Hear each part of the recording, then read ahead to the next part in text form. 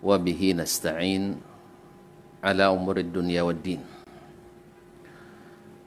أشهد أن لا إله إلا الله وحده لا شريك له الملك الحق المبين، وأشهد أن محمدا عبده ورسوله الصادق الأمين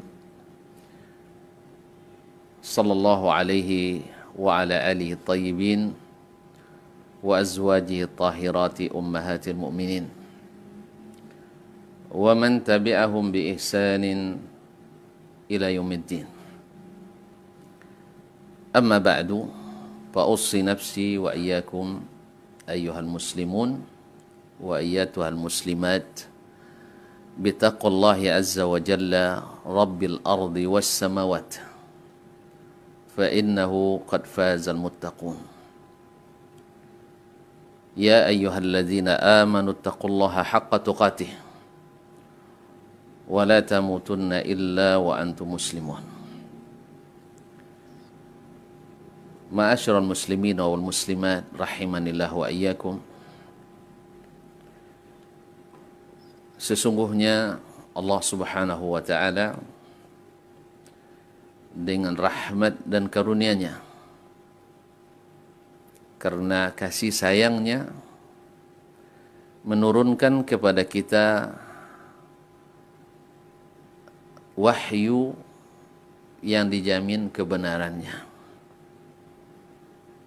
dan diutus kepada kita Rasul dari kalangan manusia untuk menjadi hujjah antara manusia dengan Rabb-nya,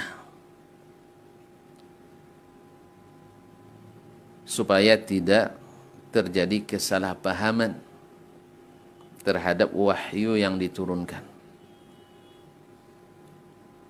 Maka Allah turunkan kepada Nabi SAW Al-Quran dan As-Sunnah. Yang pertama disebut dengan Al-Wahyul Matlu, yang ditilawahkan.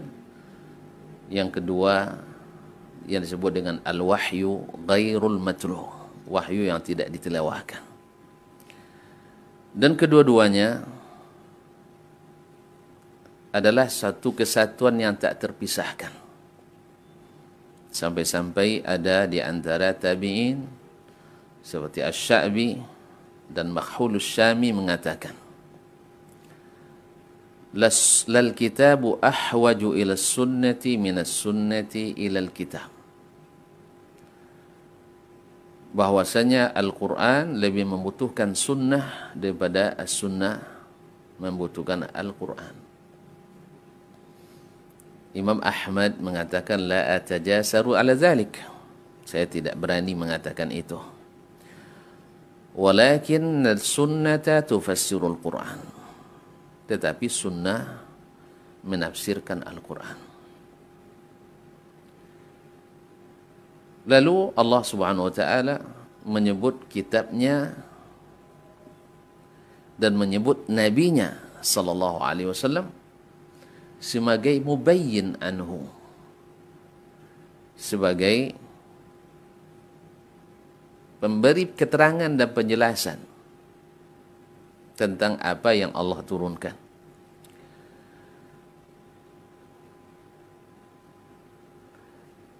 Wa anzalna ilaika adh-dhikra litubayyana lin-nasi ma nuzila ilaihim. Kami turunkan kepadamu Alkitab supaya kamu jelaskan kepada manusia apa yang diturunkan kepada mereka.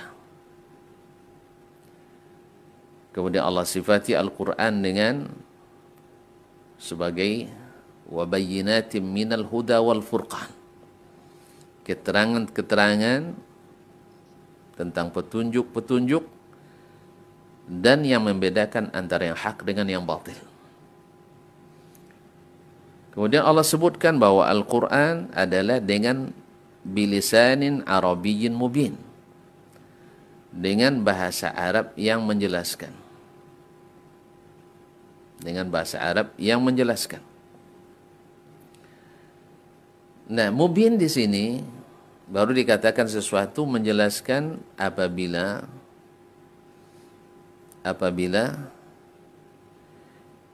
yang berbicara mampu mengungkapkan apa yang dia inginkan. Sekarang misalnya saya menyebutkan sesuatu dalam diri saya, lalu saya ungkapkan dengan bahasa, dan bila saya mampu menjelaskan apa yang saya inginkan, maka syarat mubin sudah teraplikasi satu.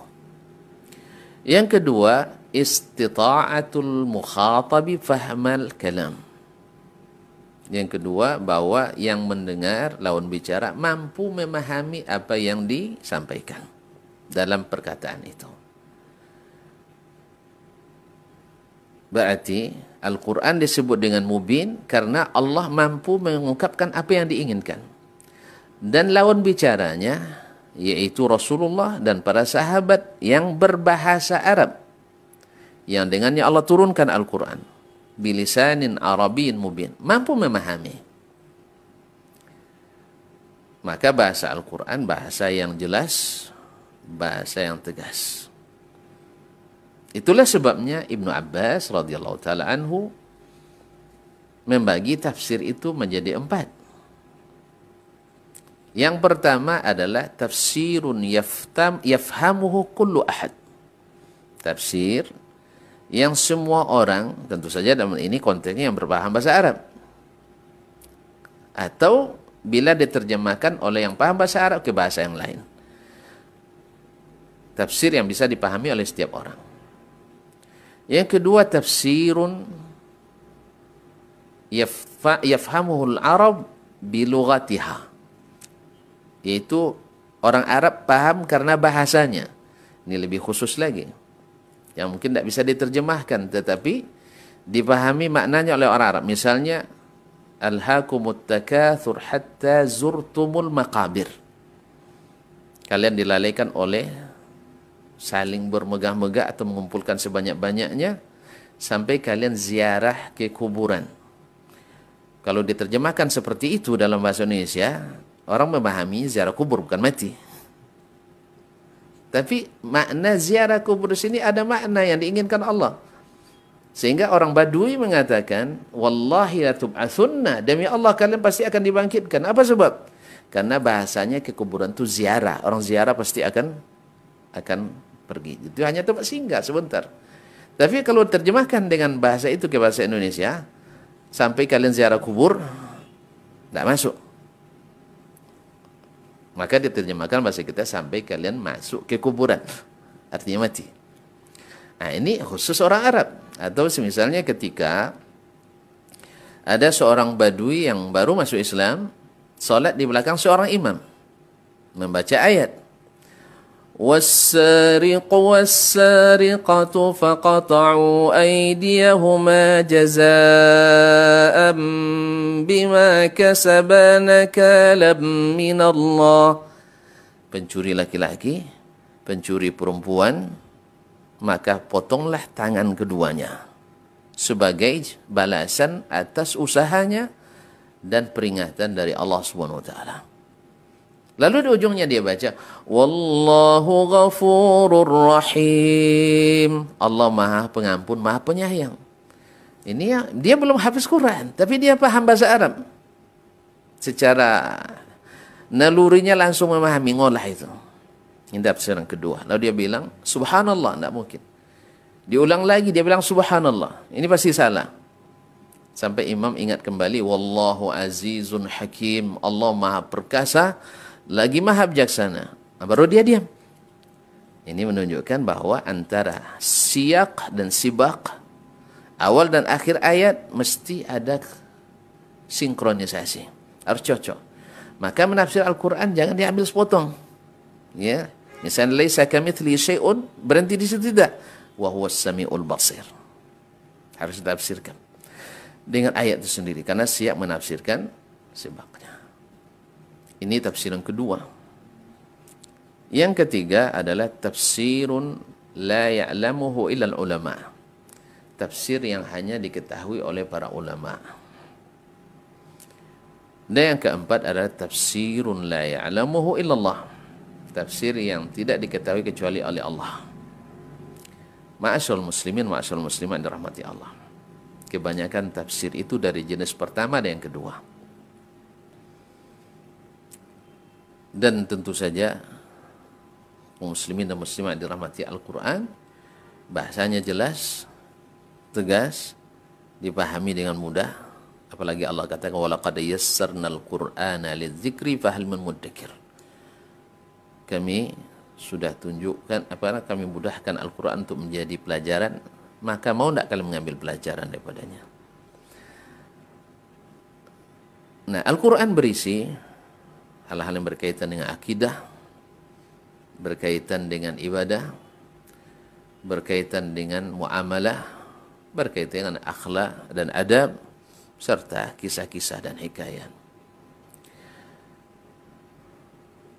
Nah, Allah Subhanahu wa taala dan Rasulnya sallallahu alaihi wasallam menjelaskan seperti kata Imam Asy-Syafi'i rahimahullah taala, bayan dalam Al-Qur'an itu ada 5, yaitu Allah jelaskan hukum asalnya secara rinci dan teknisnya. Kedua, Allah jelaskan hukum asalnya dan sebagian dari teknis, sebagian jelaskan oleh Nabi. Yang ketiga, Allah jelaskan hukum asalnya, tapi tidak ada sedikit pun teknisnya, Nabi yang jelaskan teknisnya. Kemudian yang kelima adalah yang kelima tidak ada dijelaskan Allah hukum asalnya apalagi teknisnya, dan itu adalah dari Nabi alaihi salatu wassalam. Nah, kalaulah Allah jelaskan hukum waris setegas-tegasnya, hukum mahram sejelas-jelasnya, bahkan sampai dalam hadis Salman sampai bercebok pun jelaskan, maka tentu hal-hal yang tidak masuk ruang ijtihad, yang tidak masuk ruang analogi, pasti lebih jelas. Dan hal ini adalah yang tidak masuk ijtihad adalah masalah akidah dan masalah ibadah. Oleh sebab itu, Nabi melarang melakukan dalam hal ini hal-hal yang baru. Kenapa? Karena yang ada sudah lengkap. Dilarang berakidah yang baru, dilarang beribadah dengan cara yang baru. Karena apa? Karena ini adalah khusus. Tidak bisa dianalogikan, tidak bisa dikiaskan, tidaklah masuk ruang ijtihad. Seperti yang kita belajar sebelumnya. Hadis yang bila datang sahabat tidak ada ijtihad di dalamnya, dihitung hukumnya marfu.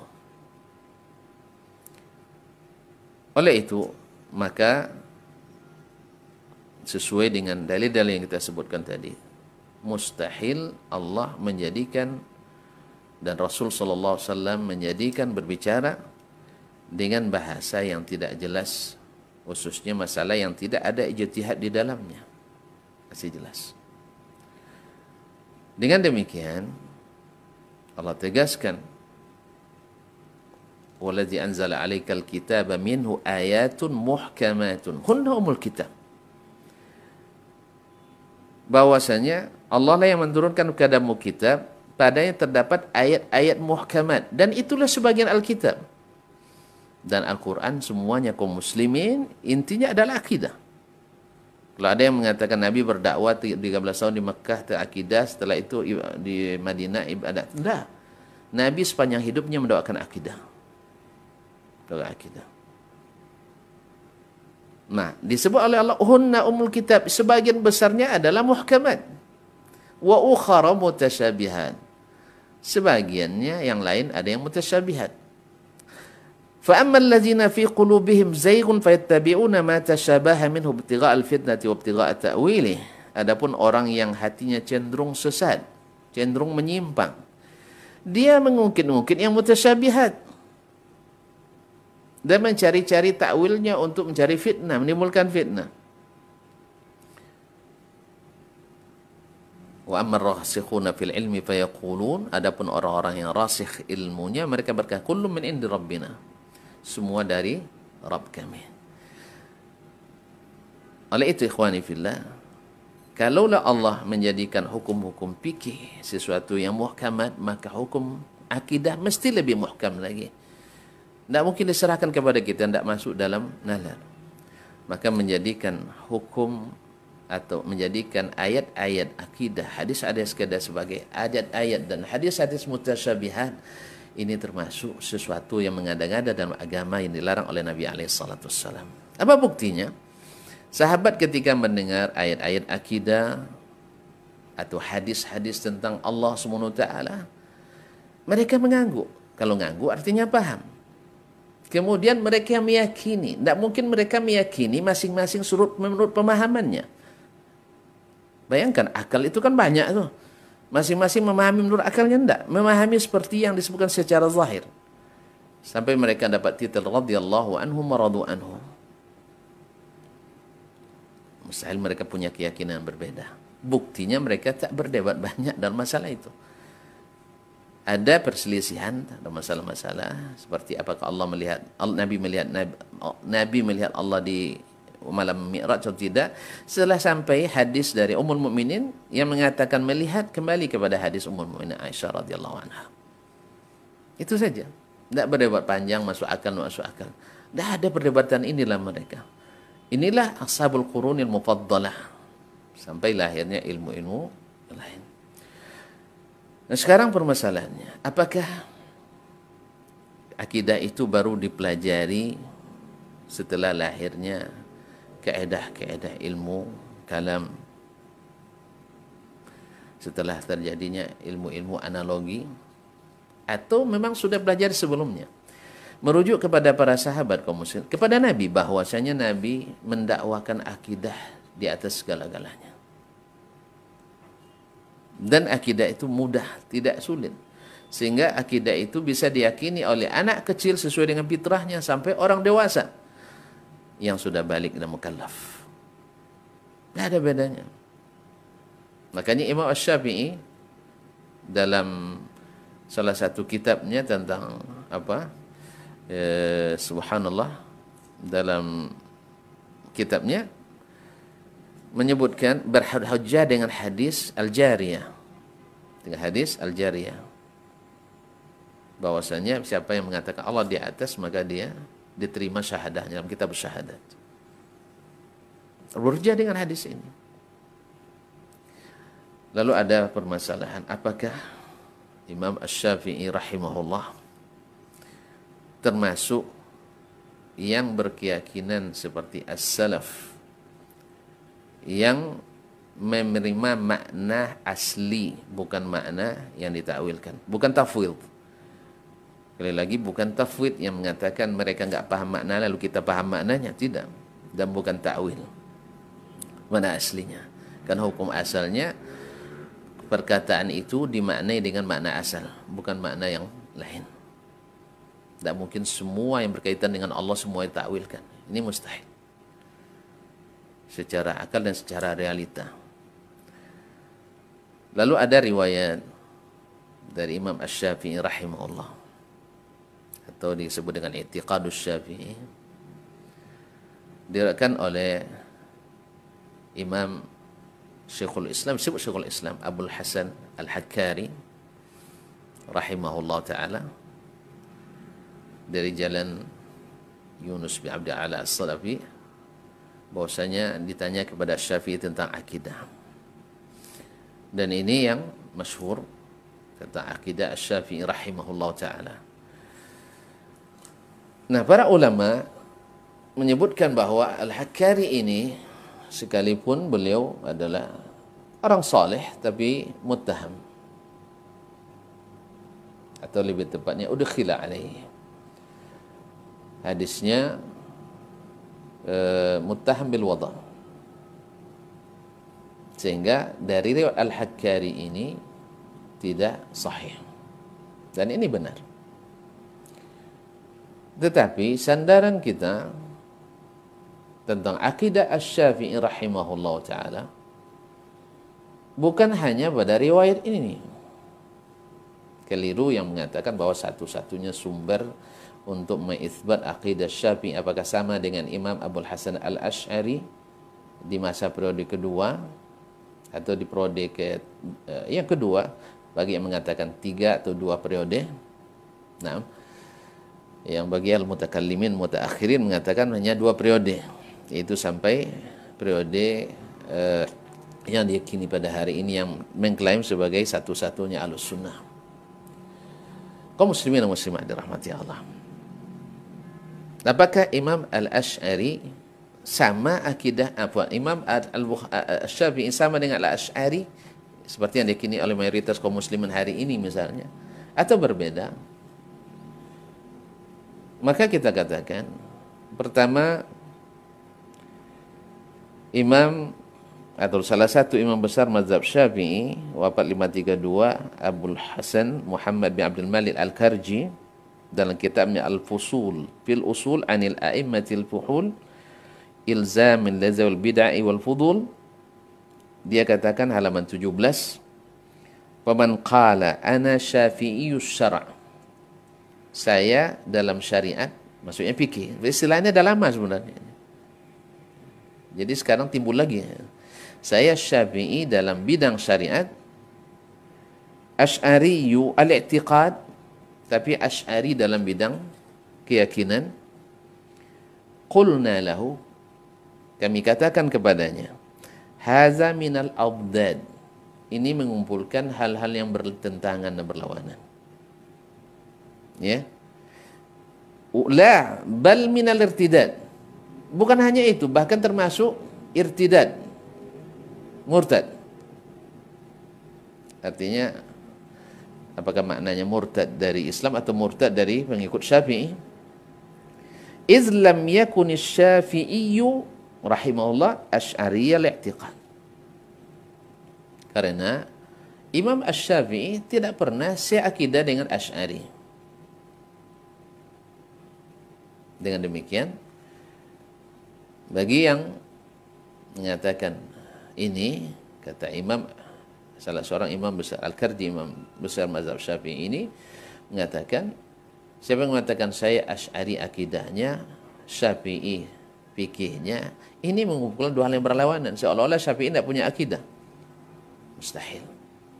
Seorang ulama yang mu'taman, yang mujtahid mutlak, tidak punya akidah yang benar. Nah, kalau seandainya dia benar, berbeda dengan Asy'ari, siapa yang benar? Atau kembali kepada bahwa Imam Abul Hasan Asy'ari memang sudah kembali dari akidah periode kedua kepada as-salaf. Dan buktinya ada kitab Al-Ibanah, Usul Diyanah wa Maqalatul Islamiyin wa Risalatun ila Ahli Thaqr. Bagi yang mengingkari, terjadi perdebatan di kalangan ulama Asy'ari sendiri, terjadi Asy'ariyah sendiri terjadi perbedaan. Imam Abul Qasim bin Asakir mau tidak mau mengakui bahwa kitab itu memang ditulis oleh Abul Hasan Asy'ari.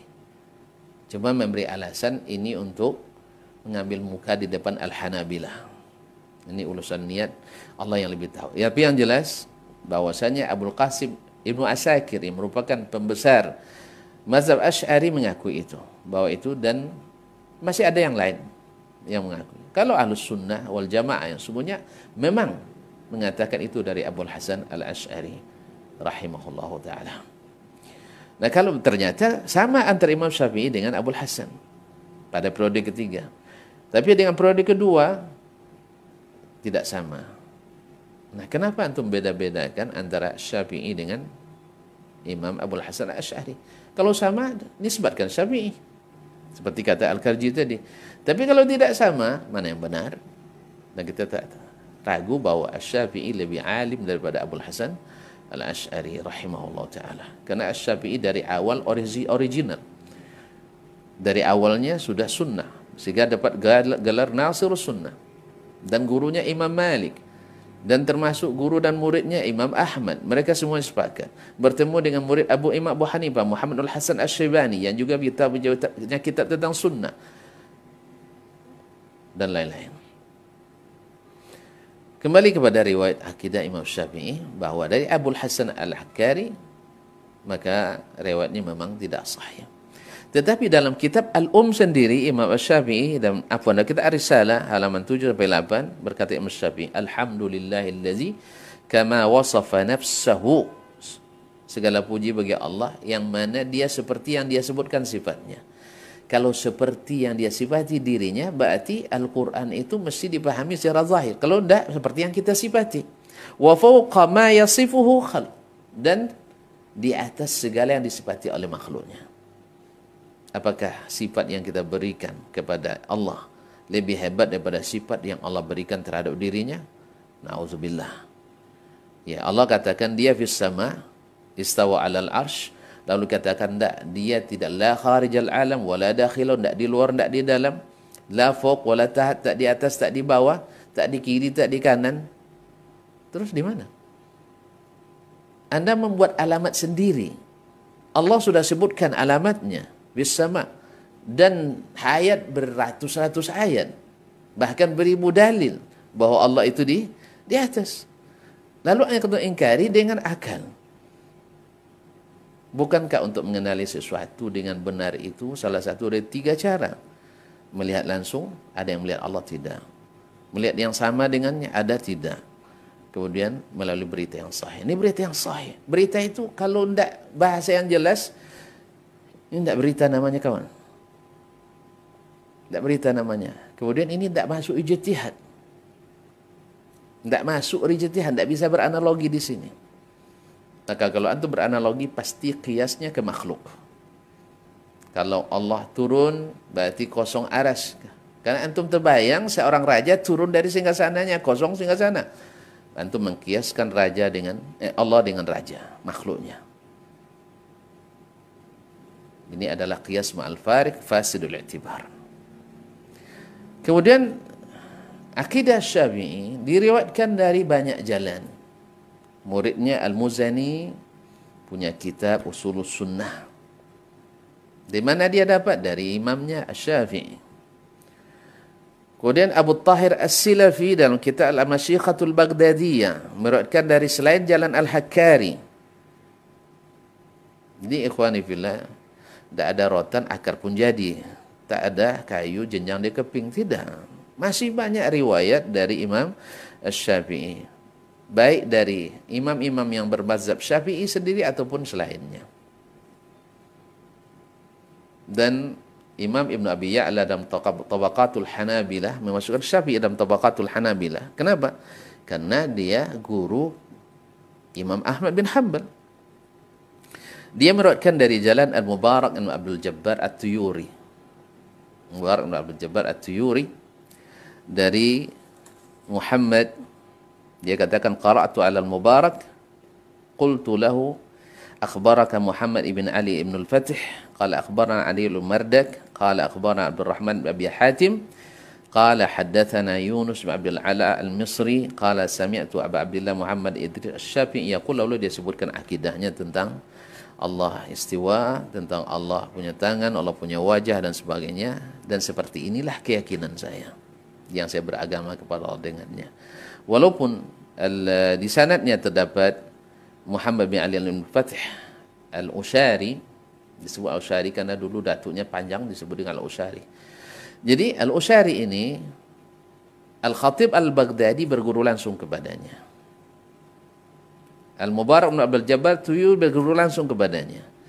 Mereka yang berguru langsung kepadanya mengatakan kana thiqatan ma'munan salihan. Bahkan ada yang mengatakan mustajabud da'wah, doanya mustajab. Ada dari Imam Az-Zahabi dalam Mizanul I'tidal, kemudian diikuti oleh Ibnu Hajar dalam Mizanul Mizan, bahwa beliau udkhila alaihi al-ahadits, dimasukkan ke dalamnya hadis-hadis. Masukkan ke dalam kitabnya hadis-hadis yang bukan hadis dia, di antaranya ada hadis palsu yang dia tidak ketahui. Apa salahnya dia? Kemudian tidak Al-Khatib Al-Baghdadi dan Imam Az-Zahabi sendiri rahimahullah ta'ala yang mengatakan itu, dan tidak dikenal sebelum Az-Zahabi yang mengatakan itu. Tidak dikenal sebelum Az-Zahabi yang mengatakan itu. Bahkan Imam Ibnul Jauzi yang meriwayatkan ada hadis palsu di dalam Al-Ushari tidak menyalahkan Imam Al-Ushari di dalam ini, Abu Talib Al-Ushari, tapi justru menyalahkan rawi yang lain. Maka di sini riwayat Muhammad Mubarak bin Abdul Jabbar At-Tuyuri dari Muhammad Ali bin Al-Fath Al-Ushari dari Ali bin Mardak. Ali ibn Mardak ini juga Ali bin Abdul Aziz bin Mardak Al-Barzai Al-Bazzaz kana thiqatan ahad as-salihin. Thiqah, salah satu dari orang-orang saleh, wafat 387. Nah, dengan demikian sanadnya sampai kepada Imam Asy-Syafi'i sahih. dari jalan Abdurrahman ibn Abi Hatim, dari Yunus bin Abdullah Ala As-Sadafi, dari Imam Asy-Syafi'i rahimahullah ta'ala. Dan Imam Az-Zahabi sendiri yang mengatakan, Abu Talib Al-Ushari udkhila alaihi ahadits, beliau sendiri menjadikan riwayat ini muktamad dalam kitabnya As-Siyar A'lamin Nubala dan juga dalam Kitabul Ulum. Kemudian diambil pula oleh Imam Ibn Qudamah dalam Zamut Ta'wil. Kemudian Ibnul Qayyim dalam Ijtima' Juyush Al-Islamiyah. Tapi saya sebut Ibnul Qayyim nanti pasti Wahabi nih. Ya. Nah, demikian pula Imam Al-Maqdisi dalam Manaqibul A'immah halaman 120 sampai 121. Kemudian Abu Zakaria As-Salamasi Asy-Syafi'i wafat 550 dalam kitabnya Manazilul A'immatil Arba'ah halaman 218 sampai 219. Dan tadi kita katakan atau kita nukil dari Imam dari kitabnya langsung dari Imam Al-Karji Al-Fusul fil Usul 'anil A'immatil Fuhul ilzaman li zawil bid'il fudul halaman 17. Barang siapa yang mengatakan saya Syafi'i fikihnya, syariatnya, dan Asy'ari akidahnya, maka dia sudah mengumpulkan hal-hal yang bertentangan dan berlawanan. Hal yang bertentangan dengan dan yang berlawanan. Bahkan ini terhitung murtad dari, ya murtad di sini saya tidak mungkin maksudnya murtad di Islam, bisa saja, atau dari mengikut Imam Asy-Syafi'i rahimahullah. Iz lam yakun asy-Syafi'i asy'ariyal aqidah atau i'tiqad. Syafi'i tak pernah Asy'ari akidahnya. Oleh itu kalau antum ikut dia di furu', ikut dia di usul. Adapun yang mengklaim bahwa mazhab para as-salaf adalah tafwid atau ta'wil, ini menunjukkan wallahu alam kurang berpengalaman tentang nusus daripada sahabat tabi'in dan a'immatul muttaba'in. Sebabnya adalah karena menerima itu, pernyataan itu dari kitab-kitabnya ahlil kalam. Dan kemudian dinukillah ijma'nya ahlil kalam. Seperti Nufurak, Al-Fakhrur Razi, kemudian Al-Juwaini, dan seterusnya yang mengatakan sepakat ulama, sebagian besar ulama, maksud mereka adalah ahlul kalam. Karena menurut mereka al-mutakallimin, ahlul hadis itu tidak masuk ulama. Sampai-sampai Ibnu Rushd dalam kitab Bidayatul Mujtahid tak masukkan Imam Ahmad dalam kitabnya sebagai faqih. Karena ahlul hadis dikarang asyawiyin, disebut mujassimah, disebut musyabbiha oleh mereka, sehingga tidak dianggap ulama. Wajarlah menyebutkan bahwa sepakat ulama, maksudnya ulama fuqaha usuliyin yang mutakallimin. Baik, klaim ijma' atas pemahaman itu ini batal karena ada khilafnya. Ini bisa dilihat di sini ada nukilan dari Imam Sufyan ibn Uyainah, Imam Ahmad bin Hanbal, kemudian Imam Abdullah bin Muslim bin Qutaibah, Imam Utsman bin Sa'id Ad-Darimi, kemudian Imam Sahal bin Abdullah Tustari Az-Zahid 283, Imam Abu Abbas Ibn Surayj Al-Baghdadi Syafi'i 303, kemudian Imamul A'imah Muhammad bin Ishaq bin Khuzaimah 311, kemudian Imam Abu Ja'far Muhammad Jarir At-Tabari. Jarir At-Tabari ini tertuduh muta'awil oleh sebagian mutaakhirin. Dia dalam Sharihus Sunnah mengatakan siapa yang menukil dari kami bahwa tidak beriman Allah istawat ala arsy, berarti dia sudah berbohong atas nama kami. Atas nama kami. Wafat 310, Imamul Lughati Muhammad Qasim Abu Bakar Al-Ambari 328, Abu Ahmad Muhammad bin Ali Al-Karji Al-Ma'ruf bil Qassab 360, Abdul Aziz bin Ja'far Ghulamul Khallal Hafizu Ilmi Al-Imam Ahmad 363, Ibrahim bin Ahmad Abu Ishaq Asy-Syaqil Al-Hambali 369, Abu Sulaiman Ahmad Muhammad Ibrahim Al-Khattabi Al-Busti 388, Al-Imam Al-Hafiz Abu Abdullah Muhammad bin Ishaq ibn Mandah 395, Al-Qadhi Abdul Wahhab bin Nasr Al-Baghdadi Al-Maliki. Dan sebagian mengklaim bahwa sebagian besar ulama Maliki Asy'ari. Belakangan mungkin. Tapi di kalangan mutaqaddimin sebagian besar adalah Ahlus Sunnah. Di 422, Asy-Syaikh Imam Hafiz Abu Nasr Ubaidullah bin Sa'id As-Sijzi 44. yang beliau mengatakan dia pernah beberapa orang dari Asbahan singgah di Mesir di Masjid Amr bin Al-As. Tiba-tiba ada orang Syiah mengatakan kalian Ahlus Sunnah, ini tempatnya Asy'ariyah. Jangan di sini, diusir mereka keluar. Allah musta'an. Kemudian Syekhul Islam Abu Utsman Ismail As-Sabuni 449, beliau punya kitab tentang I'tiqadu Ahlil Hadis. Al-Qadhi Abu Ya'la Al-Farra 458, Al-Hafiz Ahmad bin Ali Abu Bakar Al-Khatib Al-Baghdadi 463, Al-Imam Al-Allama Hafizul Maghrib Ibnu Abdul Bar An-Namiri 463, dan Imam Abu Ali Al-Hasan Ibn Al-Banna Al-Baghdadi 471, Syekhul Islam Al-Hafiz Abu Ismail Al-Harawi 481, Imam Muhyiddin Sunnah Al-Baghawi Al-Syafi'i 516, Al-Imam Al-Hafiz Abu Al-Qasim At-Taimi Talh Al-Asbani 535, Abu Muhammad Abdullah bin Ahmad Qudam Al-Maqdisi 620, Al-Imam Al-Hafiz Syamsuddin Az-Zahabi 4748, kemudian Al-Imam Abu Abdullah Muhammad Murtadha Yamani Masyhur bin Al-Wazir 840, Al-Mulla Ali bin Sultan Muhammad Ali Al-Qari Al-Hanafi 1014, dan Al-Alusi 1270, dan seterusnya. Masih banyak. Bahwasanya mereka memahami makna aslinya, tidak tafwid dan tidak ta'wil.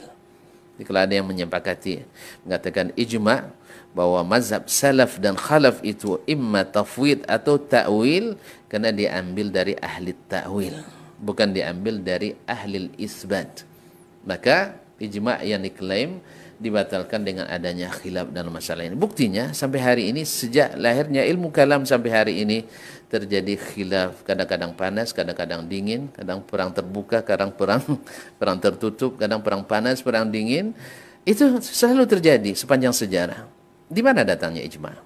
Justru sebaliknya, salaf ijma' menerima makna yang asli, hakiki, dan menyerahkan kaifiyatnya kepada Allah Subhanahu wa taala. Ini yang benar, karena hukum asalnya Al-Qur'an bicara dengan bahasa yang mubin, bukan bahasa majaz. Majaz itu tidak mubin. Oleh itu ikhwani kaum muslimin dan muslimat, masih banyak sebenarnya. Mudah-mudahan 3 poin ini bisa dipahami dengan baik. Yang pertama, bahwa mazhab salaf itu adalah al-itsbatu bila kaif, imrarun nusus kama ja'at, dengan makna yang dipahami menurut wada' lughah al-arabiyah, bukan makna ta'wil atau tafwid. Adapun yang diriwayatkan daripada mereka tafwid, maknanya tafwidul kaifiyah. Tafwidul kaifiyah. Yang kedua, bahwasanya Imam Asy-Syafi'i rahimahullah berdasarkan mazhab salaf tidak mengikut mazhab ahlil kalam, dan perkataan beliau tentang ahlil kalam masyhur sekali tentang tahzir beliau dari ahlil kalam, dan beliau sendiri berhadapan dengan ahlil kalam dan banyak bermunazarah. Yang ketiga, bahwasanya ijma' yang diklaim bahwasanya as-salaf dan khalaf ijma' bahwa mazhab yang benar ahli sunnah adalah tafwid dan ta'wil, ini adalah ijma' yang cacat, karena banyak sekali bahkan mu'dhamus salaf atau kullus salaf yang ikut mazhab salaf, ya bukan yang hidup di masa salaf, semuanya sepakat untuk mengimani apa yang ada dalam Al-Quran dan hadis menurut makna aslinya dan menurut makna yang dipahami oleh orang Arab tanpa mentakyif, sehingga mereka tidak berhak digelar mujassimah apalagi musyabbihah, karena ini adalah kekeliruan. Dan memang ahlus sunnah jarang memberi gelar yang memfitnah, atau hampir tidak ada kecuali oknum. Tetapi ahlul bidah dan ahwa selalu memfitnah ahlus sunnah dengan gelar-gelar yang menjatuhkan, mujassimah, musyabbihah, wahabi, dan sebagainya. Padahal pada asalnya, dan kita tidak pernah mengatakan atau ahlus sunnah insya Allah tidak membuat gelar-gelar tertentu untuk lawan-lawannya, kecuali gelar yang mereka sendiri yang menerimanya, seperti Murji'ah, Khawarij, dan sebagainya. Oleh itu ikhwani kaum muslimin dan muslimat yang dirahmati Allah, adapun yang berkaitan dengan fatwa tentang bahwa yang tidak berkeinginan Allah di atas maka berhak dibunuh, ikhwani akhwati fillah, seluruh orang yang paham ilmu fikih dan usul fikih, baik usul maupun furu'nya, tolong dicatat dengan garis besar di bawahnya, bahwa al-fatawa la tunqal, bahwa fatwa itu tidak dinukil. Apa sebab? Fatwa bisa sesuai dengan suatu zaman, tak sesuai dengan zaman yang lain. maka membesar-besarkan fatwa yang mungkin pernah timbul dari seseorang sesuai dengan zamannya, lalu dikatakan itu akan difatwakan lagi pada zaman tertentu dan yang akan datang, ini adalah fitnah. Semoga Allah SWT menahan lidah kita daripadanya. Makanya ketika para ulama misalnya di Arab Saudi berfatwa dulu, yes, fatwa bahwa wanita tak boleh nyetir, sebagian kawan membawa fatwa itu ke Indonesia. Saya katakan enggak, untuk konteks Indonesia fatwa ini tidak sesuai. Karena kita sepakat semuanya, ijma' ulama usul dan furu' bahwa al-fatwa tataghayyar bitaghayyur az-zamani wal makan wal haythiyah wal ahwal wal dhurub wal awqat dan seterusnya. Bahkan wal hajat wa darurat. Bisa bertukar fatwa. Hukum tidak bertukar, fatwanya bertukar. Oleh sebab itu, maka membesar-besarkan fatwa yang tidak difatwakan pada zaman ini adalah kekeliruan yang nyata, dan ini bagian dari provokasi yang tidak baik yang punya presiden hanya untuk menguatkan dan mengharuskan orang mengikuti kita. Mudah-mudahan Allah SWT menjauhkan kita daripadanya. Kaum muslimin dan muslimat, mohon maaf, tujuan daripada ini bukanlah untuk mencari siapa yang menang, siapa yang kalah, siapa yang lebih hebat, siapa yang kurang hebat. Tapi tujuannya adalah menyampaikan amanah ilmu. Seketika Allah mengambil janji dari ahli kitab untuk menjelaskan apa yang datang dalamnya, dan kita pun diberikan Allah SWT, karena Allah dalam hadis Abu Hurairah riwayat Tirmizi dengan sanad yang sahih, man atahu Allahu ilman fakatamahu aljamahu Allahu yawmal qiyamati bilijami minan nar. Siapa yang diberikan Allah ilmu lalu dia sembunyikan, Allah akan kekang nanti mulutnya dengan kekang dari neraka pada hari kiamat. Dan silahkan barang siapa yang memiliki dalil yang lebih kuat atau merasa nyaman dengan keyakinan yang sudah diikat, maka itu adalah pilihan masing-masing, dan tentu saja pertanggungjawabannya di hadapan Allah SWT. Dan mudah-mudahan Allah memperlihatkan yang benar itu benar dan diberi kekuatan mengikutinya, dan diberikan keterangan tentang yang batil itu batil, dan diberikan kekuatan untuk meninggalkan dan menjauhinya. Mohon maaf kalau ada yang salah. Terima kasih atas segala perhatian dan masukan. Mudah-mudahan bermanfaat, dijauhkan dari segala mudarat, dan semoga Allah menyatukan hati kita dengan kitab dan sunnah, mengikuti pemahaman as-salafus salih min hazil ummah yang dijamin insyaAllah masuk surga. Tinggal kita meniru dan mencontoh, mengikuti dan meneladani. Wallahu waliyut taufiq wal hadi ila sawa'is sabil. Wa sallallahu ala nabiyyina Muhammadin wa sallam wa ala alihi wa sahbihi wa ajma'in wa man tabi'ahum bi ihsan ila yaumiddin. Subhanakallahumma bihamdik asyhadu an la ilaha illa anta astaghfiruka wa atubu ilaik. Wassalamu alaikum warahmatullahi wabarakatuh.